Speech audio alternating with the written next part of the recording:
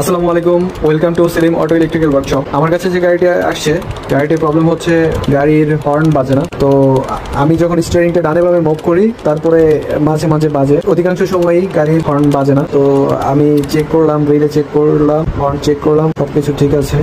এখন পরবর্তীতে যে হুইল সেন্সর আছে বা রেমন যাকে বলে, এটা সাধারণত হর্নের সুইচ হিসেবে কাজ করে। আমরা যখন হর্নের স্টিয়ারিং হুইলে চাপ দেই, রেমনের মাধ্যমেই এটা রিলেতে পৌঁছায়, রিলে থেকে আবার হর্নে পৌঁছায়। অন্যদিকে যেগুলো গাড়ি হচ্ছে ইলেকট্রিক, এই গাড়িগুলোতে ইসিইউ থাকায় রেমনের মাধ্যমে ইসিইউতে পৌঁছায়, ইসিইউ থেকে সিগন্যাল যায় হচ্ছে রিলেতে, রিলে থেকে হর্নে যায়। আমরা যে সমস্যাটি পেলাম সেটি হচ্ছে হর্নের যে রেমনটা থাকে স্টিয়ারিং হুইল, রেমনটার প্রবলেম। আমরা রেমনটা খুললাম, খুলে জাস্ট চেঞ্জ করে দেওয়াই বেটার, কিন্তু আমরা লোকাল মার্কেটে খুঁজে না পাওয়া রেমনটি সার্ভিস করে দিলাম।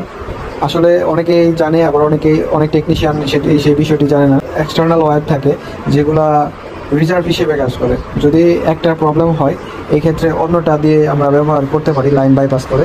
গাড়িটা রিপেয়ার কমপ্লিট, তারপর কাস্টমারকে গাড়িটা বুঝিয়ে দিলাম।